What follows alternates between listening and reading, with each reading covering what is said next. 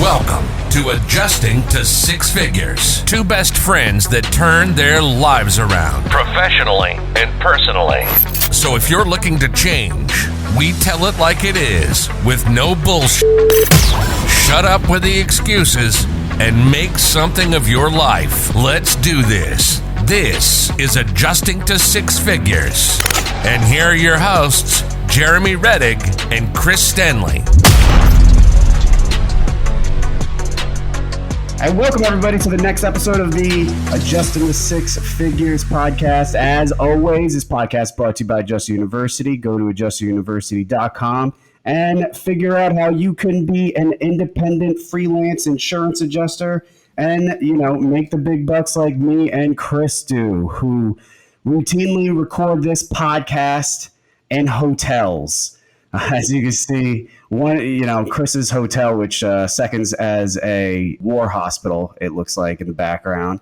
Today's episode is it's especially special because we've got our first guest on, and when I thought about who our first guest should be, the first person who came to my mind was a good buddy of mine, Jason Heenan from Royal Adjusting Services. For the fact that, for a few different reasons. One reason being, of course, you're a friend of mine. You've had me on your own podcast, Adjuster Talk, where we talk about adjuster stuff. You run a company. The type of company that you run is the same company that guys like me and Chris routinely work with. You're a podcaster yourself. And you're a damn animal in the claims industry. And it's, off the podcast, Chris and I were talking about how you're just, you're different from everybody else that's in this business. And it's a breath of fresh air. It's interesting. It's cool. So I guess, Jason, for the listeners, you want to kind of introduce yourself, let everybody know who you are, where you come from, what you do? Yeah, and thank you so much, Jeremy. That is an incredible introduction. We don't do anything different than just work hard, and I say just be consistent is probably what makes us different than most companies. But you bet. Been an independent adjuster. This is my 17th year. We're working through right here. We've seen just about every unique situation that the insurance industry could throw at us, and have had to find different ways to grow and change when we needed to change. And sometimes I was late to that party and had to learn through hard knocks. And real excited just to be on your show today, Jeremy, and offer what I can for your audience, and perhaps use some of our experiences together to motivate somebody or to help them, maybe if they're stuck on one stone on their path, to help them to get to their next. So super excited today. Well, man, I've got a question, and this sounds terrible because we've known each other for so long, and I'm not. I think undoubtedly at this point you know me way more than I know you. I remember one standout memory I have being on your podcast. I started asking you questions, and you told me, hey, this is my show, or something like that. You're like, hey, I'll ask the questions here, and so. And then other than that, there was one episode, and I said it off the podcast, where it was your podcast episode where you didn't have any guests and you were just talking about yourself, and I found it so fascinating. So were you a guy like us at some point, just working for IA companies, or did you go straight in to running this company that builds relationships with insurance carriers? Oh, it's a great question. I think I started just like everybody else did. Jeremy, 5 years in the field, or doing, drumming up my own work as an independent adjuster. That was 2004 until I guess it was 04 through 08, which is 5 calendar years. And then got the business really started in 2008, and then up and going and cash flowing in 2011. So it was a long, big time periods in between starting and hitting my next milestone, hitting my next milestone after that. But as growth happens for different people in different ways. I was reading Chris Stanley's story here, and he had to grow in a much different way than I had to grow. So I think his story is probably better than mine when it comes to just working your way up the IA ladder and then figuring out how to motivate a team and coach a team and just be part of a team. And that's a lot different than just being an independent adjuster. So we've done a lot of different things over the years for sure. I think we're three of the most humble people here because neither one of us are willing to admit that we've gone through any sort of struggle to get to where we're at. We'll just pass it off to the next. Chris and I have done that. I'll say to him, your struggle's way harder than mine. He's like, oh, you had to do this. I'm like, well. So that's very flattering, Jason. But I don't know, man. I'm excited to talk to you because I'm really. And, go off on a tangent on this.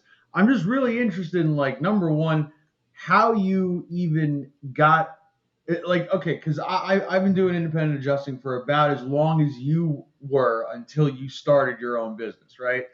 And I have zero idea on how I would start my own IA firm. I don't even, that's such a foreign concept to me.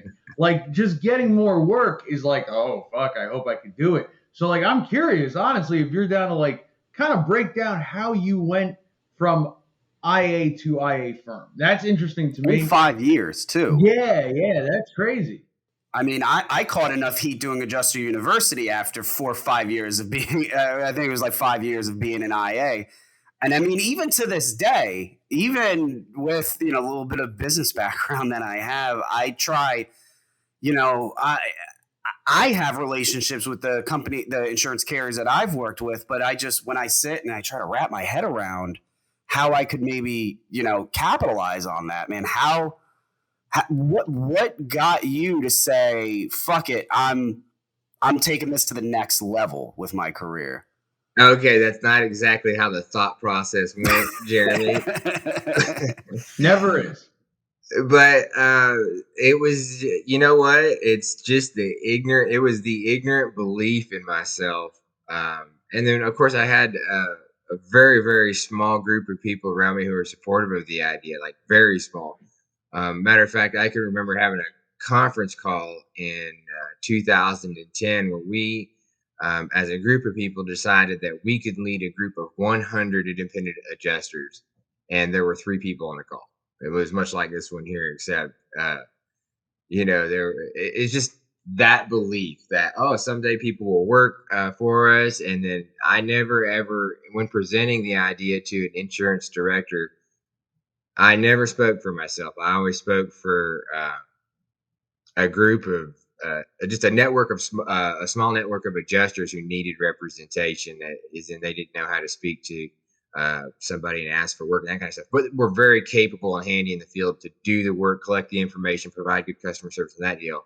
So that's how it worked out. And eventually we got our break, and I just never, ever operated on the idea that I was an independent adjuster. I was, going to help a group of people. Right. You said ignorant belief in yourself. I love that. That's so powerful, really, because that's really how somebody takes on that bigger undertaking, right? It's that ignorant belief in yourself to do something that you've never done before, but have this ignorant idea that you'll be successful at it. And absent of that ignorance is fear, right? It's just the fear of not knowing, the fear of failure, the fear of letting people down. You've got all these people that you're speaking for. What if they think you're a hack? What if they think you're a failure? What's that going to do for you tomorrow?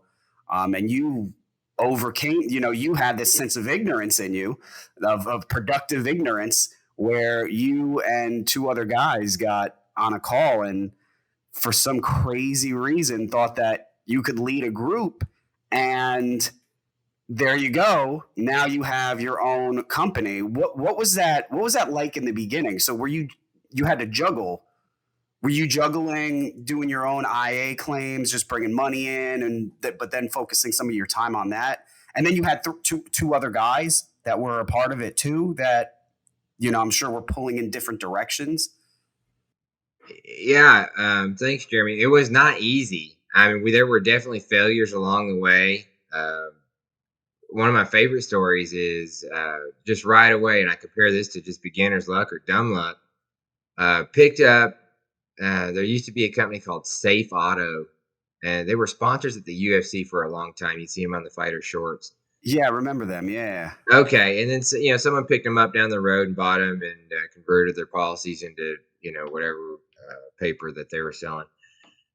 But I was able to snag that business for the entire state of Texas. Had no idea. It's about like going fishing the first time and getting into like a 30 or 40 pound. How do you do that? How does that right there? How does that happen? I don't know, Jeremy. I sat around and made cold calls, and the right guy was needing the right person, and for some reason he thought that was me. But that was a failed opportunity. I squandered that pretty quick. Yeah.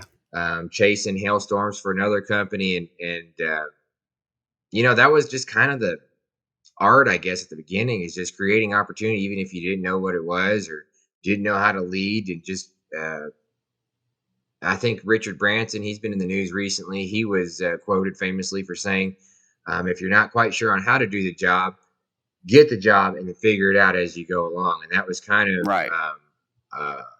Our approach to everything. And then, of course, the group of people that we were with, or that I was with, that were keeping me motivated, ended up going off and doing different things. And then, that's basically how it started. But it was not easy. There was definitely many different types of failures. But again, I had the ignorant belief in myself where I didn't even understand the failures as what they were. It was more of like, well, that didn't work. I must have done something wrong. Need to try something different. Right. Yeah, and that's powerful advice. That's such a great mindset to have, man. Like, as someone who is like, I still struggle with that type of like mindset. Like, I still like admittedly get hooked on, if I fuck up, if I make a mistake, then it's like failure. Like, there's no other, like, it's not well, shit, that didn't work. Like, I love that. Like, a buddy of mine has told me that a million times. Like, you can't let your mind go to failure. You got to go, oh, that didn't work. Let's go to the next thing. I think that mindset is really important, man, because without that, you're just going to get stuck on the failure and then you don't do shit. So it's, like right off the bat, inspiring and like a great message to hear. Jason, like, where were you financially at that point? Well, like everybody else, broke. No, yeah, brother. Yeah. It's because you were, were you doing well as an IA at that point, at least? Doing freelance claims? Hey, it's hard to say, Jeremy. Did well in 2005, did well in 2006. I think did even well in 2007, but was such a poor money manager at the time. I was just had a kid, certainly didn't know how to manage money and had no interest in it. In my head, someday someone was just going to dump $1 million into my account because of how great I was in my mind. Right. Having no idea what it would even take, to come up with $1 million. But of course, I got the math is written down on a whiteboard now, and we focus on it. But it's planned now, yeah, for sure. But that shouldn't deter you if that's where you're starting. Back then, everybody starts from ground zero. First, before I go any further, I want to talk about something badass. Okay.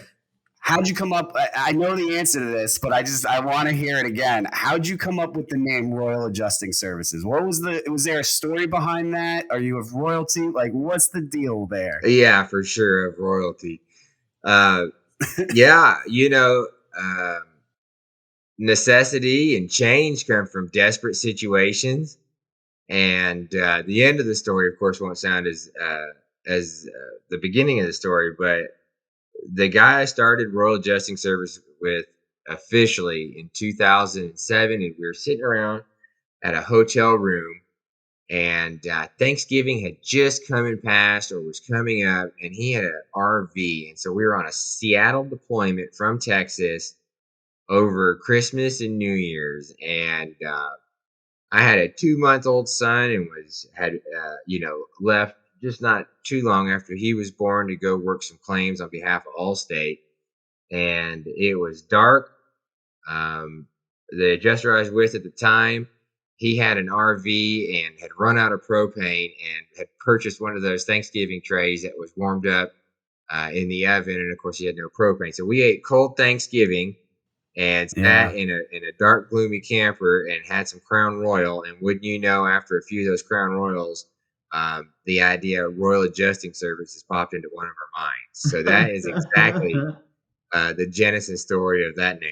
Was that wait the Seattle deployment? Was that a product of like a no-name adjusting company that you had, or was that before everything? That was working for the regional MCO for Allstate up in their Linwood branch at the time. Okay, and so I had never really feeling taken advantage of before as an IA.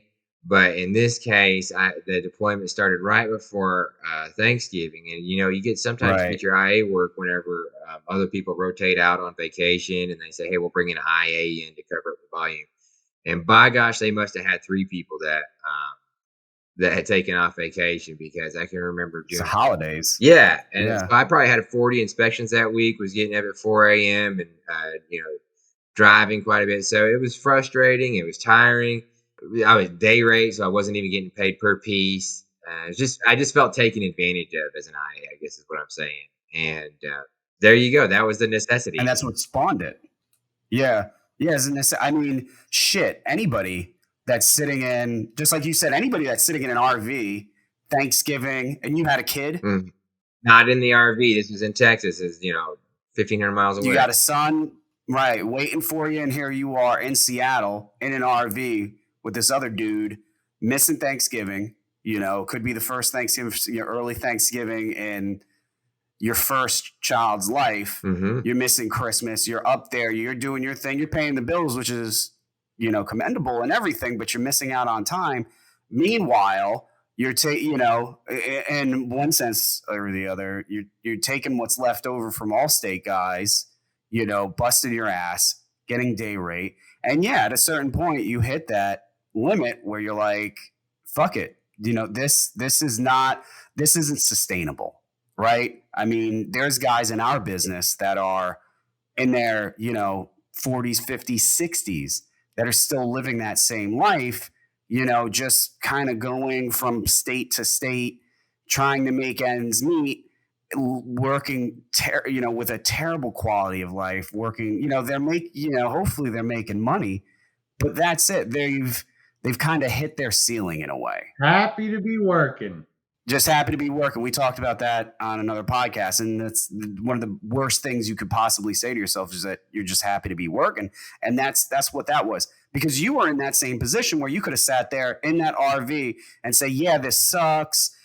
Day rate, I'm not getting paid per file. I could be working over there and be making 4 times as much. Allstate's terrible.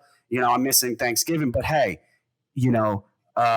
there's other people who don't have jobs, and so I should just be thankful for what I've got, right? And that's the seed of complacency right there. And you refused. So you having a cup, putting a few back with who eventually was going to be your business partner, decided, what do we know? 4 or 5 years in, let's start our own thing, right? Sure. How long did it take you from like that point, right? From that point in the RV, how long did it take you to really start getting the wheels moving where you're like, I'm not an IA anymore. I'm not an individual anymore. I know you said you were already speaking as if you were, already leading this crew, but when was it that moment for you when you finally said, that's it, I can't do my own claims, I'm full-time, balls to the wall, Royal Adjusting Services till I die? What was how was the road to get to that point? When did you know? Well, it's the same thing as the necessity breeds innovation idea, Jeremy. It was very frustrating. Just right there in Seattle, I can remember the claims they dumped off was the stuff they didn't want to negotiate. like the big hard files where the contractor, they had already made him mad and it was on supplement 2. And in other words, the claims environment was high volume plus very challenging. At that point, I wasn't really qualified to be handling that size of claim, or that, speaking finally on a claim that was many $1,000s over what I was used to. And whenever they trusted me to do that, that's whenever the determination came, like, okay, these are claims. They're trying to get them settled, and just kind of understanding the claims process as a whole was that's where that light bulb went off. Now, from there, there were still more failures to come. There were still, Jeremy, there was one time we were sitting at the table with the insurance claims director, eating lunch with them, and they were trying to offer us a flat rate per claim. You know how it's a normal thing to do is to work for a small carrier and just to get a flat rate per claim, regardless of what the peril is or the size of the loss. Just like, hey, per assignment, I'll do X amount. And we, like, in my mind, whenever he was saying that, I still did not understand that he was only talking about me. I was still representing a group of people in my mind. And I was going, well, we really can't make a lot of money and pay our people to do that. We would need your full, CAT schedule, or your full IA schedule in order to delegate our work responsibly, and yada, yada, yada.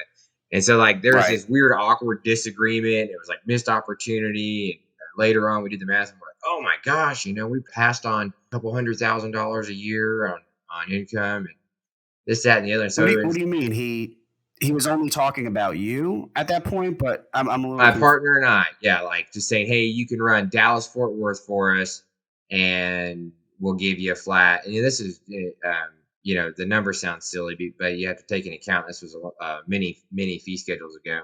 It was like $275 per claim or something, with just direct from the insurance company, no percentage, that kind of deal. And it sounded, good, but I didn't really understand, like, oh, wait a minute, I can't help you in Houston on these numbers, or I can't help you in San Antonio, or I can't help you in, some other area of the country. Okay.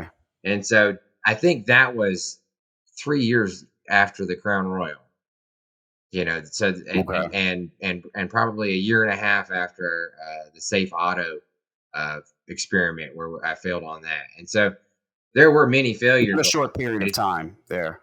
A lot of time. Ran a construction company in between, just trying to figure out ways to, make ends meet, or to get something going, or just ignorantly blissful about how many times I really was failing, and just not taking those failures into account or calling them failures. They were just like pivot points, like you just talked about. Next opportunity, next potential failure, next potential success. Yeah, I never even looked at it as failure as a real thing. I just looked at something as, like, that's what I was doing on a daily basis anyway, because I didn't have something major going. Is failure a real thing?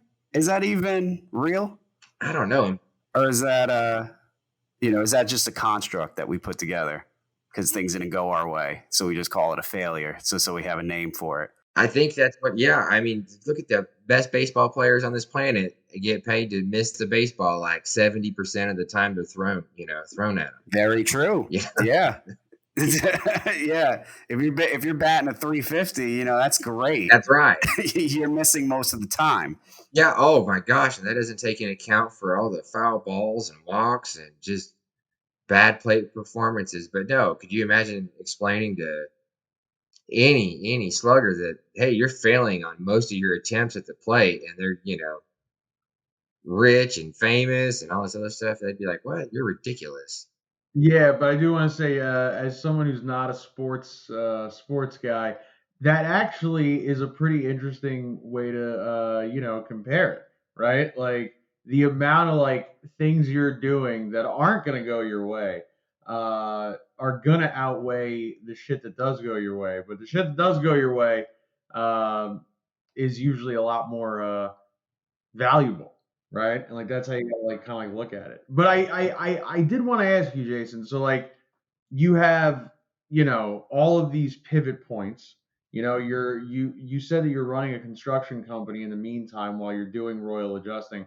What was, like, when, or what was the moment, if there was a specific one, where you were able to like stop doing the construction, stop doing anything else? Or what was like the moment where you're like, oh fuck, this is taking off, this is working? Like, when was that like in your mind that you were like, fuck yes? Or was it? Yeah. Or was it? Or is it still in your mind like, oh, this is gonna fail at any moment? I gotta fucking, like, what's your process? What's your mindset on that? All right, man, that's a great question. It's one of my favorite stories to tell. So, was doing construction with another insurance adjuster. He was in a different place in his life, but his kids were getting older and starting to graduate high school. So we decided to start a local construction business in DFW. And again, very, very novice business experience at the time. The whole time I have Royal Adjusting Services in the background. It is the apple of my eye. We have spent marketing money. I think that was a big thing, is that we had spent a few $1,000s just making marketing swag.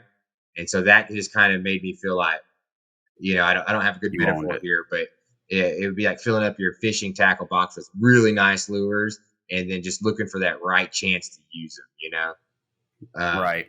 So in the construction company, we did very well. But we had, let's see, that was 2010 and 11. We were running the construction company. In 2011, there was a small hailstorm that hit Garland, Texas. And this is where, if you're just looking for opportunity, you can find it. One of the estimates that a homeowner, this is just a random homeowner that sent me an estimate via internet search. They found the name of our company, which was H2 Construction.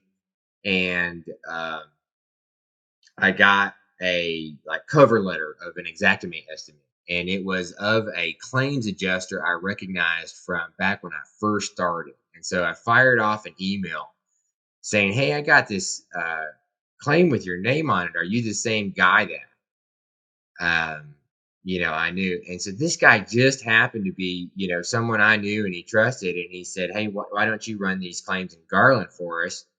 And we did. And so that was pretty neat because we were doing construction up in Prosper. There had been another hailstorm that happened. And then this is where the change happened. You asked about the change. In March of 2012, a big storm hit in McAllen, Texas, Hidalgo County, Texas. And they asked us to deploy a group. And so that's where the big opportunity, that's where the tough conversation happened with my construction partner and say, hey, right. Royal Adjusting Services is the girl in the room. I'm not going to be knocking on doors. I'm not going to be running materials at 6 p.m., on these failed construction projects or construction projects where I mismanaged the order or something like that.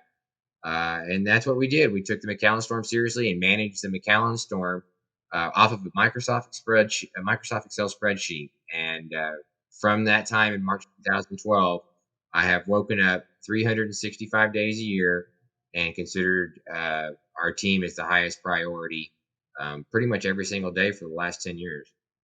That's awesome, man. For the listeners that might be a little confused at this point. So when we talk about deployment, and what Jason's talking about here is getting to deploy adjusters out. So basically, you have the insurance carrier, right, who has policies in an area, and a storm hits. In this scenario, a hailstorm hits. So now they have all of a sudden way more insurance claims to handle than they're used to. So they'll seek out claim service providers. In this case, they sought out Royal Adjusting Services and they said, hey, we need help with these. Can you deploy adjusters, as in take adjusters from wherever, put them together. That's on you. Put them together, send them in this area so that we can facilitate all these claims, which for guys like me and Chris, we're one of the boots on the ground, right? We're out there. We get the call from guys like you, and then we're there and we handle these claims and hopefully make a couple $100 off each individual one. And our money is based off of, which this is how most of the companies out there, you're going to bill the insurance company a set amount, and then we'll collect a predominant percentage of that, 60%, 70%. The rest of that goes towards you. So off every individual claim, we make more money than you do, but you can deploy. So then you might have X amount of people out there where you're collecting, 40, 30% from everybody coming in, and that's what keeps the wheels moving. So if you got a deployment opportunity, how big was it? How many guys or girls did you end up sending out? Yeah, great question. Thank you, Jeremy. It was not as big as as it may sound, but we sent a total of 5 people down there and started running into our first generation deployment problems that we weren't prepared for right away. Where 2 of the guys were running a roofing company, and keep in mind this is a long time ago, so the infamous adjuster roofer still had a good place in the industry. Where guys were had roofing companies following them around and that kind of thing. But yeah, that's the concept right there. And then there as far as billing goes and making money, and then after you do that for a while, you realize, well, you can keep X amount of people running year round and run a tighter margin, and it lends itself to bigger opportunities just because you have a nice staff whenever it's slow. And there's just different things you have different types of tools to use whenever you get a team of people to deploy and roll around. But that was it, man. That was it. That was definitely the opportunity. I would say the first time we didn't just really land flat on our face. It was right there. Yeah. Yeah. And 5, I mean, I don't know. I can't compare it to anybody else, but I mean, all I know is if I've got the opportunity to deploy 5 people out there, that would be, I don't care what Alacrity or one of these, larger companies, what their deployments, numbers look like. 5 people for me, I am a hawk at that point. I am watching, I am sweating. Everybody better produce. Or, I mean, how was that for you? Now, because that's your first deployment. Now you're at the, the cusp of something great happening. And now you're relying on ... independent adjusters who I don't know how they were back then, but could be hit or miss at that point. I mean, how were they back? How was the staff back then? I mean, what were your mornings like?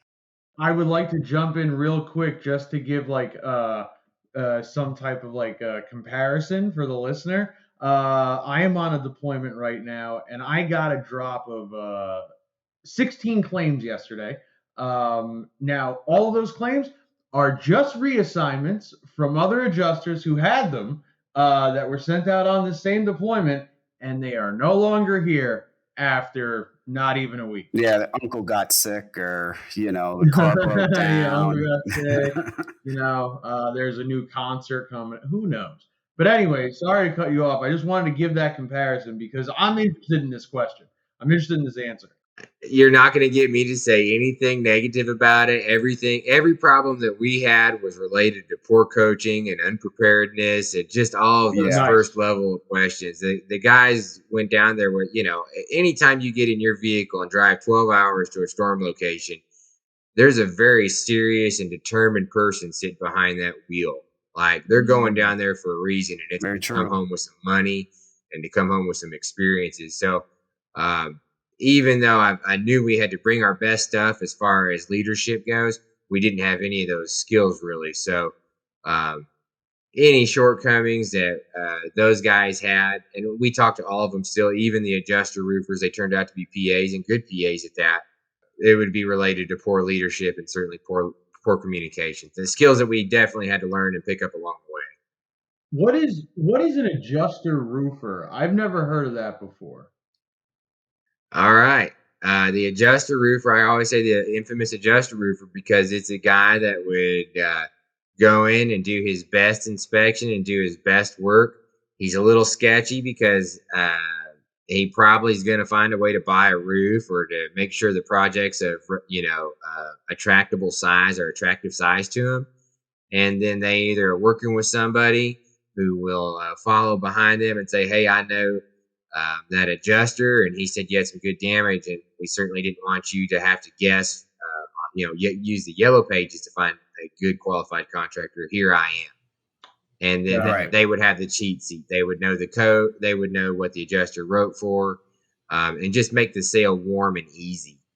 And Yeah, I think that still happens to some degree, but those guys are just easier to spot now. It definitely happens, and there's a lot. There is some, at 10 years in the game, you start to pick up on, I guess, the dark side. They always call public adjusting the dark side, but there's freaking dark side to the independent side too. Oh man, way darker than the dark of the dark, right? Especially with large loss. I've picked large loss, and like I'm starting to dabble. I'm starting to look into appraisals, and I'm discovering things there. But like large losses too, and trying to dispute large bids, bids from electrical contractors to bring in somebody that they know that's going to bid it $100,000 less, and then they're going to grease the elbows on the back end. That's it's a different world, man. But that's a whole other story. for sure. But man, so that was then, and where are you now? So how far have you come since this spot? And I'll even tune the listeners in just to get everything up to speed here. So we have known each other for the longest time at this point. I don't know, a few years now, but I've never actually worked for you until some weeks ago, when I finally said, you know what, I said to myself, I was like, I don't even care what he's paying. I don't care about the split. I don't care if he's on a dog shit fee scale. I gotta work for you just so I get a feel for, how it is, just so I can say I did some work for my buddy, right? And I was telling Chris this off air. One thing I noticed that was a clear, unique difference between you and the 100 other companies I've worked with is that you make it very clear that you are working with other businesses, and we, guys like me and Chris, are the business. We're not treated like some scummy, temp adjuster. We're not treated like a number. We're treated like we are a service provider to you, which is exactly what we are. And through your emails, through your meetings, you make that, you have a great level of communication. And I can honestly say, despite not being the biggest player in the game, you operate at a whole other level compared to these other guys that are out there. And for somebody like me, and obviously I can't speak for everyone in this industry, but for somebody like me, I would rather work with you than someone who might pay more. Not saying that you didn't pay well, but it starts to make up for it because there's a certain level of respect that is being silently conveyed, right? Which you may not necessarily get, but you definitely had that. So how did you not fall victim to that? Is there even an answer to this question? How did you not fall victim to becoming like these other companies that are out there that are very narrow-minded, in my opinion, of their pursuit for money? They just want to kind of get contracts. They just want to build relationships with the carriers, and they fulfill that relationship by finding independent adjusters, and then they bring them in, and then they do their thing, and then they collect the difference.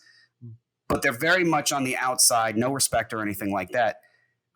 How did you know to be different than that? I mean, was it just humility? Are you more humility than the common man? Well, all right, Jeremy. Wow. I mean, first of all, that is the kindest feedback you could have offered, and I'm just so flattered that you would say that. And I mean that. I'm so glad that you worked for Royal Adjusting Services and took a positive message from what the work opportunity we helped put together. Yeah, man, 100%.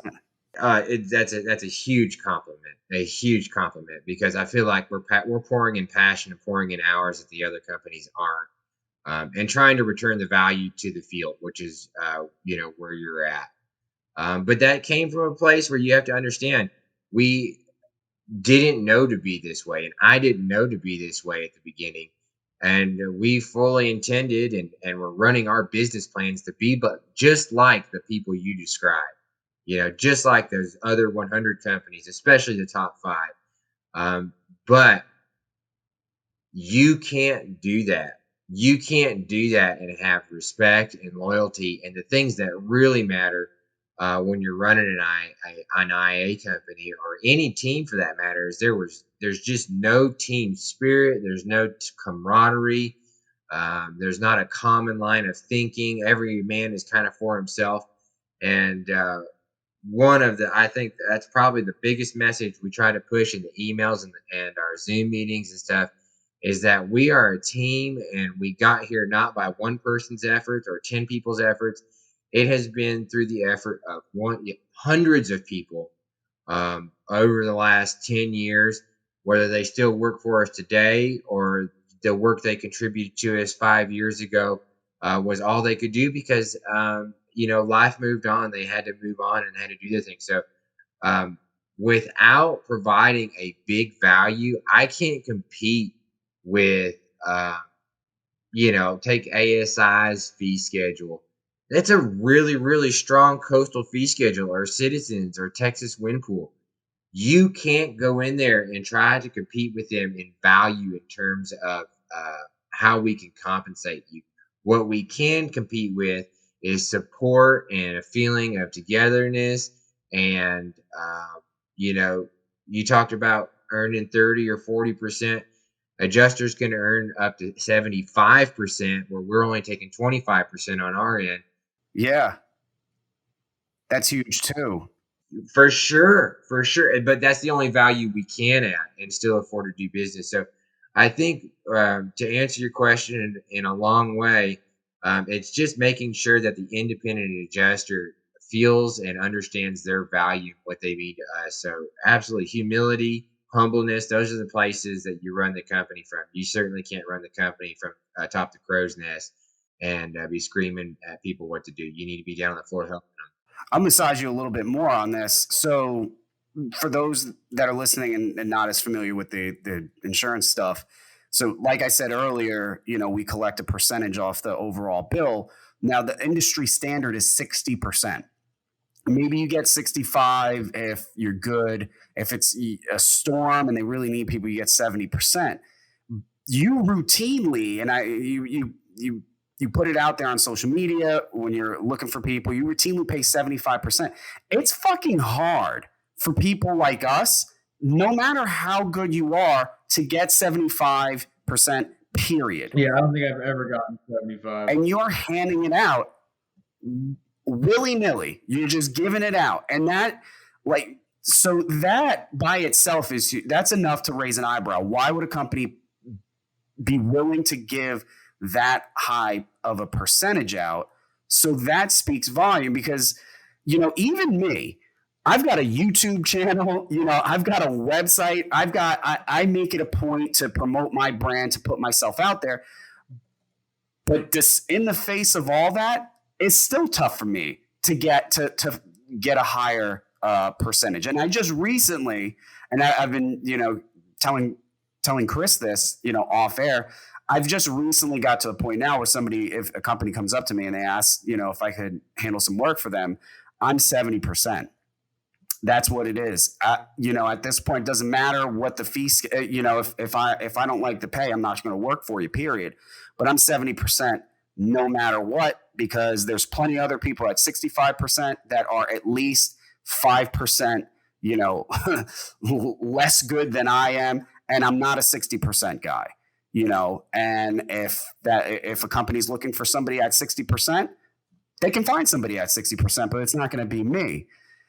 It's so hard to get and some companies just won't move. They won't move. They won't move from 60 to 65. It doesn't matter how good you are. They just won't do it because they want the money. The money is coming before the quality, but you're making it obvious that that's not the case. And, and again, just the way you communicate, and I'll drop a name here. So when we worked together in Texas, I had went to Texas. I was working for Alacrity, huge company, massive company, used to be known as Worley, right? Worley, I owe a certain amount to Worley because when I first started, I was with Worley. Worley was the first company that gave me a crack at this independent adjusting thing. I had like a little call center deployment, right? That was it. Lasted a couple weeks. And then I was off to somebody else, but they were still number one. And, I took a couple other deployments with them, doing environmental stuff, and did really well early on until I was making too much money else otherwise to really focus on them. So Texas, I went down for this company, Alacrity. And what I noticed was that the culture with Alacrity was basically the same as the culture with Whirly, in that you do not form relationships. Listen, you have a claims manager, right? It's just basically somebody like us that just has more responsibility than maybe they should have. And you're going to have to deal with that one person, and that's it. And then that person may be gone next week anyway. So that is the most of a relationship you're going to find with that one particular company. And that's it. Other than that, you're adjuster number 0785. Nothing more than that. And when the shit hits the fan, who cares about that company? And that's, that's how it is. That's my opinion towards Alacrity. If Alacrity was in a spot and they needed somebody to go an extra mile, their culture is not set up to be conducive to attract adjusters that are going to go the extra mile for you. They're flat rate, basically, right?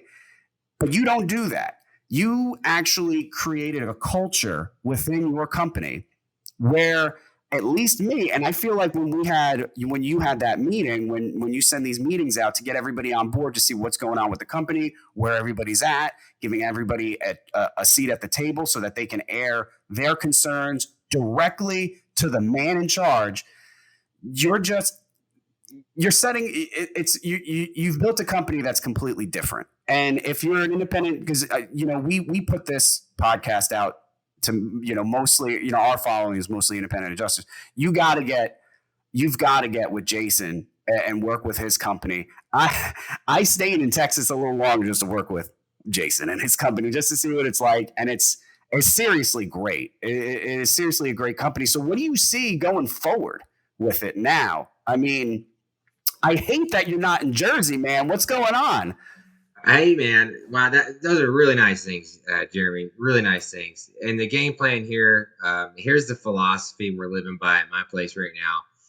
And that is the things that we do well, we build off of those.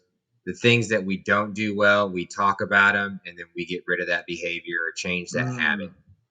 And so while we don't have any like territorial or geographic goals that we're attacking, what we are doing is focusing on the things that we know work and the things that we know attract the right type of people and the extra mile type of adjuster. And that's exactly what we're doing right now, is just continue to build off that goal. Yeah. Man, if you were in Jersey, I'd work with you. I'll go back to doing claims, man. If you came to Jersey, I'll tell you that. Yeah, I just want to highlight a few things that you said, Jason. First, a little bit ago when we were talking about that first, change when you noticed, oh, this is going to work out. And you said, I'm not going to say anything negative. You're not going to get me to say anything negative because it's all about the leadership and like the communication skills that we lacked. That goes right into what you were just talking about in regards to what works, great. What doesn't work, let's talk about it and then fix that. And I think that now I've never personally worked for you. I am going to send you my resume once we're off this podcast, even though I'm not anywhere near Dallas. But just in case, I'm a road dog, I'll go wherever. But point is, this isn't just me trying to get more work. It is. No, seriously though. What you said there, owning up to, your shortcomings and then actually talking about it and not just going well, whatever, who cares? Actually talking about it, taking responsibility, and then trying to actively fix it either in the moment or right after.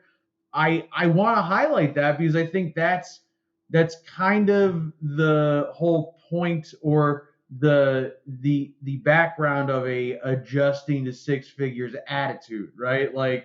Fuck the money at that point. You're creating, again, I can't really speak on it because I've never worked for you personally, but it sounds like you are creating a culture of hey, look, mistakes are going to happen, but as long as we own up to it, we face it, it's It's not going to be the end of the world. And the deployment that I'm on right now, a little bit to what Jeremy was saying, I certainly my first go around with this company, and I'll be honest, I think they're, I mean, I know they're big. I don't want to say any names. I love working for them because they keep me working. They keep like the volume there, and they're also, at least with the carrier themselves, they're not assholes. They're very understanding, and it's never like an issue. But my first go around, I didn't make any relationships. There was no relationship. It was like, here's your work, go work. Got any questions, give us a call. This last go around that I'm on right now, I made a relationship with this one team lead. And that one little relationship, right, where I feel very comfortable calling this dude to ask a question. It's a friendly conversation right off the bat. Then we get into the issue or whatever help I need.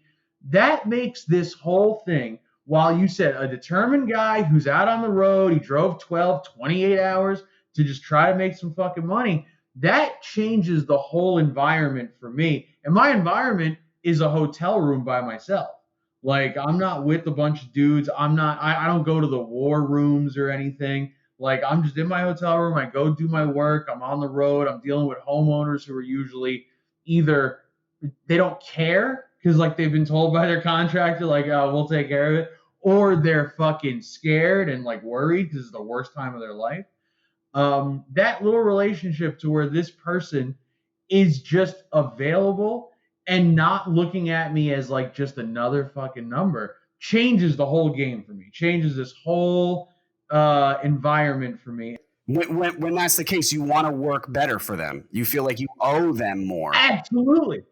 I'm trying. Like when I get a call or like when I get like an email where it's like, hey, Chris, you know, this didn't like you weren't supposed to do this. Can you change this? I'm not resentful about it. I'm not like, oh, fuck this guy. Right. I'm like, oh, shit, I got to help this. Oh, all right, let's go. You know, like I got to make sure, like I'll get up extra early to make sure that like that fix or like whatever mistake I made is going to get fixed and addressed. I'm not like avoiding the email or the phone call like, oh, this fucking asshole again.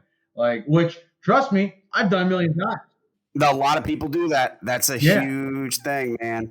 You know, when you don't have respect for a company, you don't have respect for the employees. No, not at all. But I want to highlight what you're saying, Jason, because again, I have not worked for you yet, but what Jeremy's describing and like what you're saying, all the things that you've described about yourself and your business, I want to highlight for any listeners who want to get into adjusting, because I definitely like from this vantage point with us three, I am like, you know, experience wise, I don't have as much as you guys, and I'm not even trying to shit on myself, but just as someone who is, you know, almost on that verge of happy to be working, the things you've said attract me to like whatever it is that you're doing, like whatever opportunities you got, I want to know about them, because just having experienced a little bit of that with the company that I'm with right now, those things go such a long way.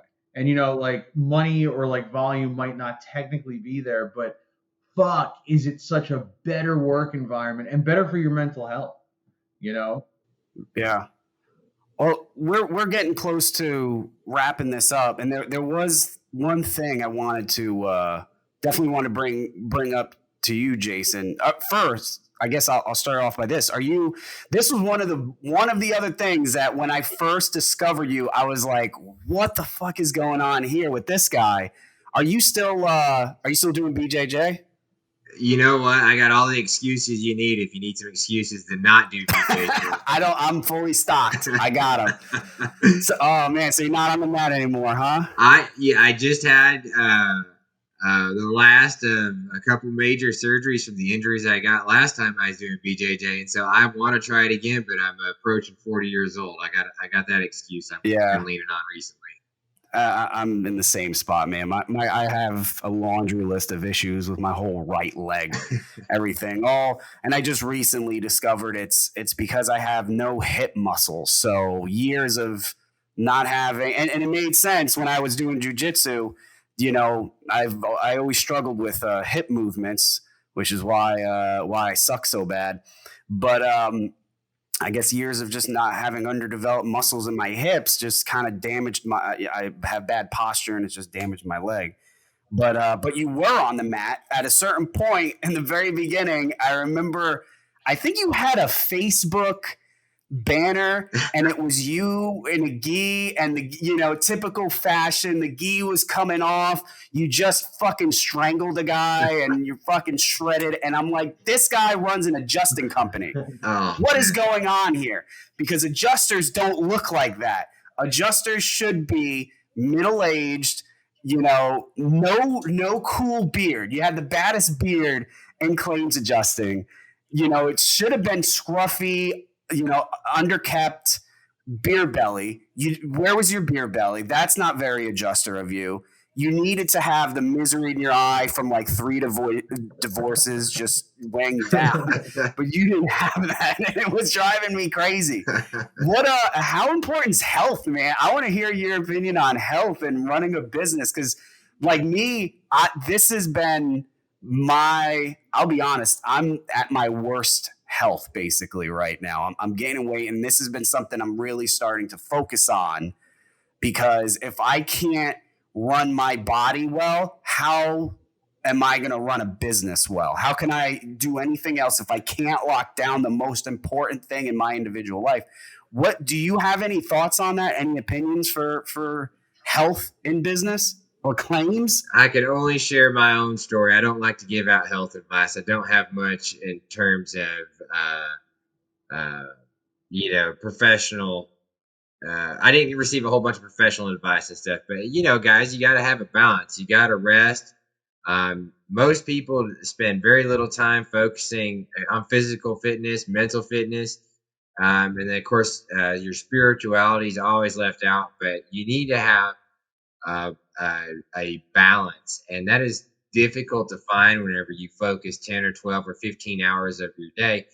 Basically, we're like claims gold miners in my head, and you're not going to get those gold nuggets unless you go and mine for them, and that takes work and that takes dedication and focus. But the same can be said that if you can just spend 30 minutes, perhaps just reading for your mental health, keeping a balanced diet, and then when you're tired, find ways to rest. Otherwise, you're going to lead to burnout or find yourself on your 5th career instead of your 4th career and that kind of stuff, man. I think that as a person who's gone through different types of mental episodes and physical strength and physical weakness, and Chris, you'd probably be a better guy to even answer these questions with all the radical changes you've gone through in your life. But definitely finding the balance is making time and making yourself a priority. Yeah. Has to be the best words I can form on it. Making time is my biggest issue. I love what you just said about the mental, physical, and spiritual. I think that's so fucking important, and you're hitting every goddamn button for me. Where I'm like, hell yeah, like you're feeding my serotonin mind. I'm like, yeah, that's what you gotta do, yeah. I will say 100% making time. Like me and my girlfriend were just talking about that. How like it doesn't matter what you have going on. It does not fucking matter how many claims, how much work, whatever. You need to find time for your mental health and your physical health. And for me, at least, what I've learned is that my physical health and mental health are tied right together. If my mental is all fucked up, then my physical is going to go. And if my physical health is all fucked up, my mental's going right out the door. I've said it a million times. I'm on a deployment right now. When I'm back in from the road, the first thing I do, I don't make phone calls. I don't update files. I don't fucking do resume. I don't do estimates. I got resume on my mind because you're getting an email once this is over. He's still locking the sale in. Hell yeah.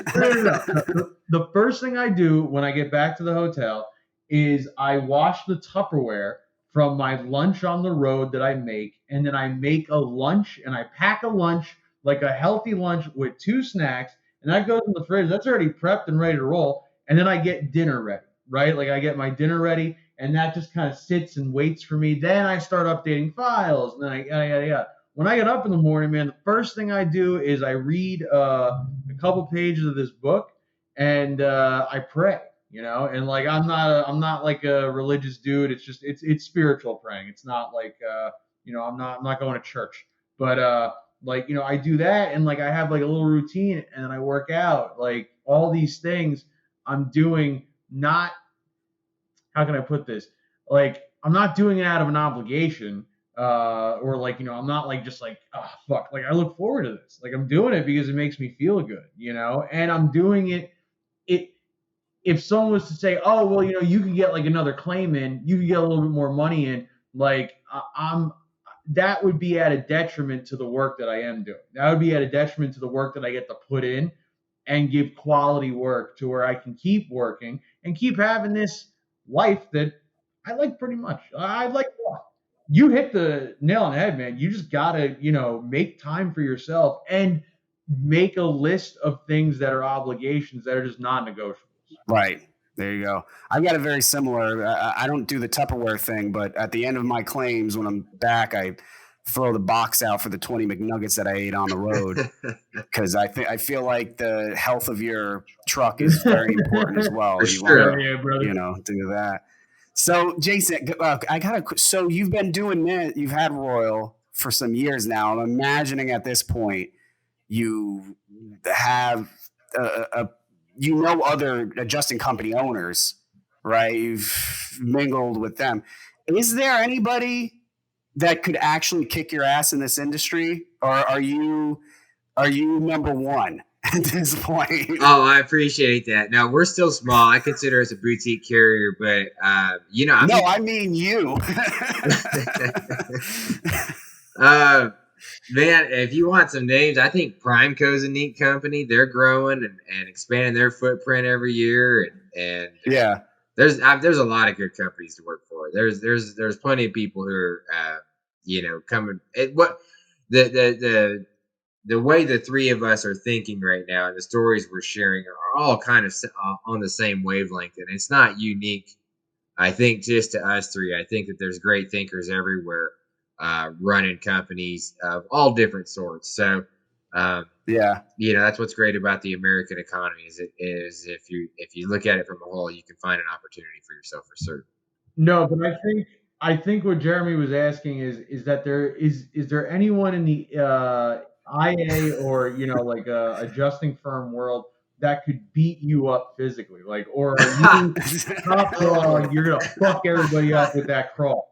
Yeah, because if there is, I'd like to know who that is. Oh, this is probably anyone who wanted to. There's Oh man, Jason, it's been a freaking pleasure to have you in, man. First guest. I couldn't have asked for anyone. I wouldn't want to ask for anyone other than you. You've been there for me in so many different ways. You've been for other people in our industry in so many different ways. It's been an honor to have you here with us. Do you want to tell the viewers, any independent adjusters listening, or maybe even any people who are thinking about making the move, maybe give them a little bit of advice or let them know how they could find you, how they could join your team? Yeah, great, guys. And thank you so much. It's been a very interesting and flattering interview. I hope that this episode finds the right person in your audience and it speaks to them. If you like what you heard today, I have a similar show called Adjuster Talk. The website is adjuster-talk.com. And if you don't want to look for us there and you're looking for a job, royaladjustingservices.com is the main website where we catch things. And then if you just want to shoot me a line, I love reading emails at jheenan@royaladjustingservices.com. It's my first initial last name at royaladjustingservices.com. I'll be happy to take a look at any information you want to send over, and I'm super flattered if you heard this and made an impact on your day and hopefully your week and maybe beyond. Yeah, definitely check out Adjuster Talk. I've had so many people come to me because they heard me on Adjuster Talk, and I've only had a couple episodes with you, really. So it's powerful. So go check out adjuster-talk.com. If you're an adjuster, go check out royaladjustingservices.com. If you're in Texas there and you're not on Royal Adjusting Services, roster, you're making a mistake. Get on there, or even any of the surrounding areas. Guys, jump on there. Great company to work with.